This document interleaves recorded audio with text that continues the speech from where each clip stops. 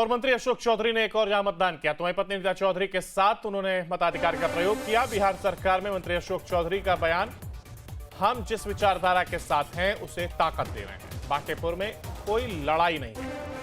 तो जहां एक और मंत्री अशोक चौधरी ने अपने मताधिकार का प्रयोग किया, यहां पर वो अपनी पत्नी के साथ पहुंचे, मतदान किया और इसके साथ ही उन्होंने कहा बांकेपुर में कोई लड़ाई नहीं है, हम जिस विचारधारा के साथ हैं उसे ताकत दे रहे हैं। तो जहां एक और मंत्री अशोक चौधरी पहुंचे, अपने मताधिकार का प्रयोग किया, पत्नी के साथ वो यहां पर आए और मतदान केंद्र पर पहुंच करके मतदान किया। इसके साथ ही बिहार सरकार में मंत्री अशोक चौधरी ने कहा कि जिस विचारधारा के साथ हैं उसे ताकत दे रहे हैं। तो जहां एक और अब आप ये ग्राफिक्स देख रहे हैं जिसमें एनडीए के प्रत्याशी नीरज कुमार सिन्हा, उनकी राजनीतिक पृष्ठभूमि के बारे में हम आपको बताएं तो बीजेपी के विभिन्न संगठनात्मक दायित्वों का उनके पास जो एक और अनुभव। तो वहीं पटना के बांकीपुर क्षेत्र में सक्रिय राजनीतिक उपस्थिति, पार्टी के कार्यक्रमों और जनसंपर्क अभियानों में लगातार उनकी भूमिका, जमीनी कार्यकर्ता से नेतृत्व तक का सफर। तो वहीं संगठन और विकास और सुशासन के मुद्दों को प्रमुखता से उठाने को लेकर के उन्हें जाना जाता रहा। एनडीए के साझा एजेंडे के साथ ही वो चुनावी मैदान में है। अब बांकीपुर उपचुनाव में जनता के बीच महागठबंधन से रेखा गुप्ता भी चुनावी मैदान में है।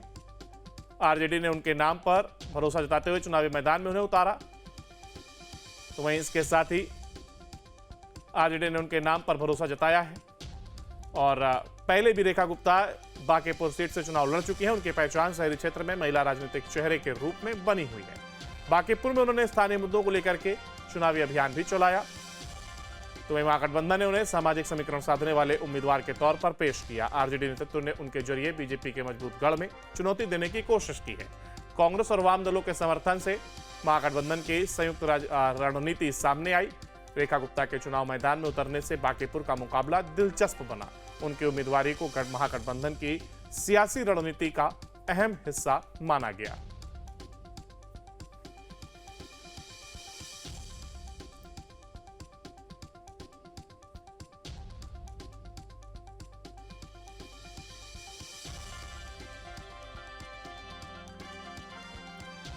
और वहीं जनसुराज से प्रशांत किशोर की राजनीतिक पृष्ठभूमि के बारे में बात करें तो वहीं प्रशांत किशोर देश के चर्चित चुनावी रणनीतिकार से नेता बने।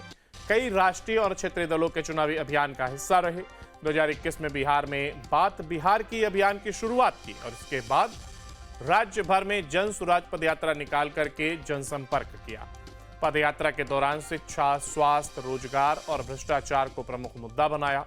लंबे जनसंपर्क अभियान के बाद जनसुराज को राजनीतिक दल का स्वरूप दिया।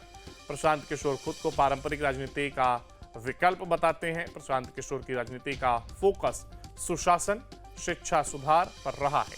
जनसुराज अपनी राजनीतिक ताकत बढ़ाने की कोशिश में है।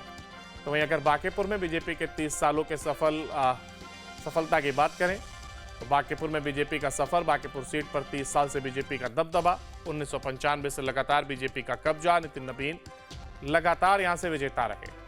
बीजेपी का अभेद किला से बांकीपुर सीट को माना जाता है। परिसीमन से पहले यह सीट पटना वेस्ट विधानसभा क्षेत्र के नाम से जानी जाती थी। बीजेपी के नवीन किशोर प्रसाद सिन्हा लगातार जीत दर्ज करते रहे। 2006 में उनके बेटे नितिन नवीन को मौका मिला, बीजेपी के टिकट पर जीत हासिल की। साल 2010, 2015, 2020 और 2025 में बांकीपुर से विधायक चुने गए।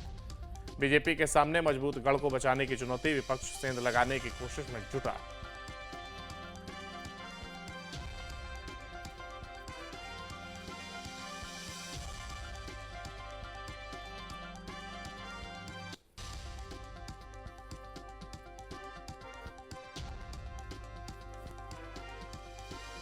तो वहीं बांकीपुर सीट की अहमियत की बात करें तो बीजेपी का गढ़ रही है सीट। नितिन नवीन लगातार जीतते रहे। राज्यसभा जाने के बाद सीट खाली हुई।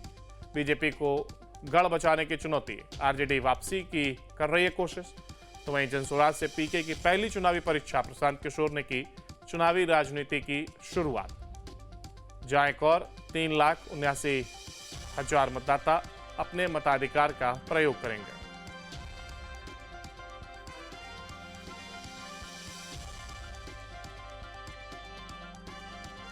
बांकीपुर सीट से उम्मीदवार बीजेपी के ने युवा चेहरे के रूप में नीरज सिन्हा को उतारा है। जन स्वराज से अलग अलग या कहीं जन स्वराज से प्रशांत किशोर खुद चुनावी मैदान में है। तो वहीं अगर चुनावी आंकड़े की बात करें तो 9 चुनावों के आंकड़े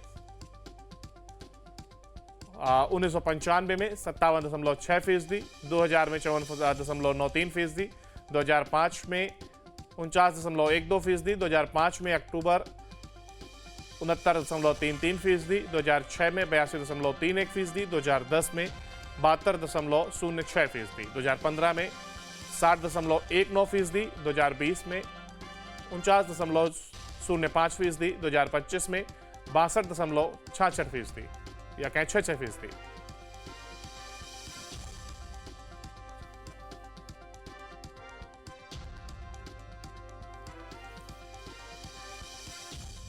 तो जहां एक और 2020 की अगर हम बात करें तो 59.05% मतदान हुआ है।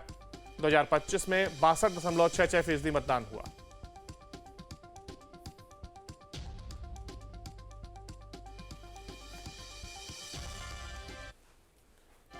त्रिकोणीय मुकाबला होने के चलते चुनाव दिलचस्प होता हुआ नजर आ रहा है। बांकीपुर सीट को लेकर के उपचुनाव और मतदान फिलहाल जारी है।